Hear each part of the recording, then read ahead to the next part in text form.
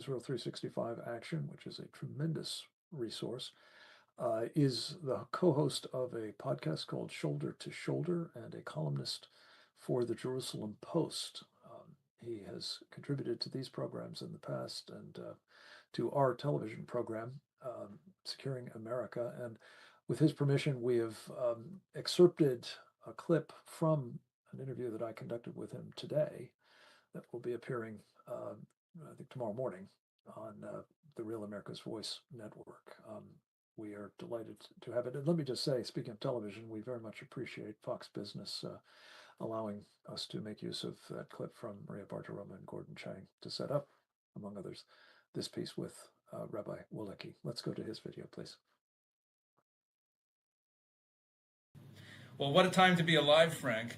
You know, the stakes could not be higher in what we're seeing right now. And I want to, before we pull back the camera and talk about those great stakes, you just mentioned, the Chinese involvement in all this and their stake in all of this, which we really cannot take our eye off the ball. That is paramount in what we're seeing here. The gas that flows through the Hormuz into China, 90% of Iran's oil sales fuel the Chinese Communist Party's machine. And in turn, the Chinese Communist Party is the primary flow of cash that supports the Iranian regime and everything that means. So this is really, China is critical here. But I want to just drill down onto that. When we talk about the Red-Green Alliance, that alliance between Marxist, anarchist, atheists on the one hand, and jihadist Islam on the other hand, our mind usually goes to the BLM, protesters, the pro-Hamas left in America when we think of the Red-Green Alliance or things that happen in the streets of Europe. But let's remember that the Red-Green Alliance actually starts all the way at the top with an alliance between the Red Chinese Communist Party and the Sharia supremacist Iran and Qatar. That's the Red-Green Alliance at the, we'll say at the corporate level, at the top. And there's a spiritual component to this Red-Green Alliance, because the Red-Green Alliance, although they seem to be at opposite ends of the theological spectrum, atheists versus jihadist Muslims, they actually share a burning hatred for biblical faith and for everything that biblical faith means. Our civilization is the product of biblical faith. It's biblical civilization. Our moral structure is biblical civilization, and they seek to destroy it.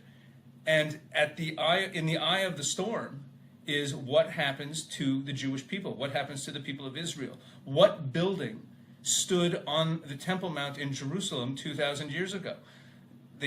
And do the Jewish people have the right to that land? These are questions that they sound like biblical or historical questions, but they have every impact on geopolitics, because jihad seeks to conquer the world. And you always correctly refer to it, Frank, as Sharia supremacy. I always use jihadist Islam because it's a more popular term, but yours is more accurate, because jihad is really only the process of getting to the end goal. The end goal is Sharia supremacy. So you're absolutely correct. But this Sharia jihadist Islam seeks to control the entire world. Those parts of the world that they're gaining control of by emigration and the democratic process and taking over the culture, like the countries of Europe that are falling into the hands of Sharia, as we see in England, France, and others, and they're starting that process in the Western Hemisphere as well, Epic City and other things that are happening. But Israel, who they can't take over culturally, they can't go through that process, so they attack us kinetically, they're taking over the Western Christian civilization without firing a shot. The only country fighting back on them is Israel. And because Israel recognizes that there's no making any accommodation with this ideology. Western civilization, Judeo-Christian Western civilization, has to show the conviction of being willing to stand up and defend itself.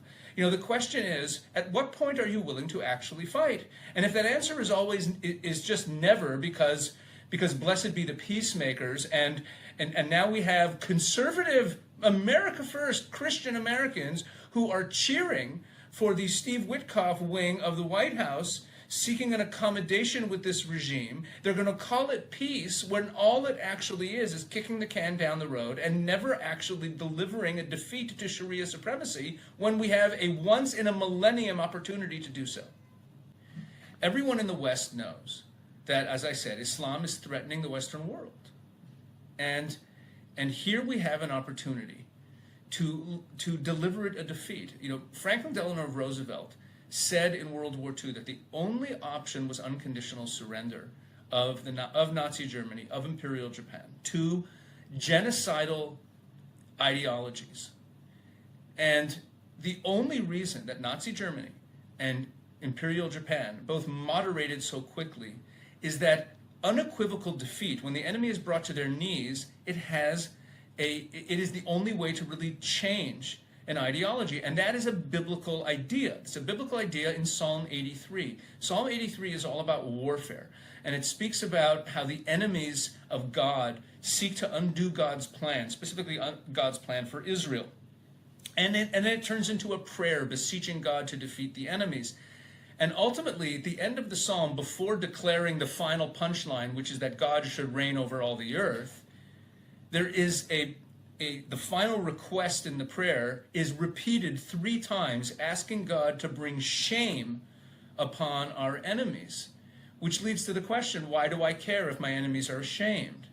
Isn't it enough just to defeat them? And the answer is, I care deeply, because the humiliation of defeat, unequivocal defeat where it's just pure one-sided surrender, which brings shame, means that the enemy is admitting and is recognizing, and all of their followers who were caught up in their ideology are recognizing the error of their ways. Their leaders are submitting, they are surrendering. And that is why unequivocal defeat and surrender actually can break an ideology. And this is not theory. Look at World War II. It worked. So when any Westerner who's worried about Epic City and who's worried about how Islam is taking over the West, recognize that if we have any hope, we're not going to have a world with no Islam. Islam is here to stay. The question is, what does that Islam look like? And if there's any hope of having a reformed Islam, first, Sharia supremacist, jihadist Islam, which is on the march in all kinds of different ways, taking over the West in all kinds of different ways, at kinetic war against Christians in Northern Africa, slaughtering them, doing what they did on October 7th every day in Nigeria, doing that to Christians across the world, doing what they're doing to Israel. Sharia supremacy needs to be delivered a blow, a defeat. Now, it won't be the only defeat. We'll still have the Muslim Brotherhood. There will be bad actors. But setting them back and letting it be known that Sharia leaders are brought to their knees in an unequivocal defeat is the only possibility that Western civilization has to start turning this thing around and to shy away from that moment when it presents itself. And we don't get to choose the circumstances under which it presents itself. That's true. And many Americans have complaints about how Israel handled this and how Netanyahu handled this, and they don't like how Trump got dragged in. Be that as it may, right now the moment presents itself that Sharia could be set back a century or more. And it would be the gravest of sins for us to miss that opportunity. Well, in addition to that, and that's a spiritual indictment, it would be a booster rocket for the ambitions of the Sharia supremacists, would it not? If they actually emerged victorious. Bloodied, yes. Damaged, yes. But nonetheless, they would have survived, which by definition means they live to fight another day for the destruction of Western civilization, Judeo-Christian civilization. Am I right?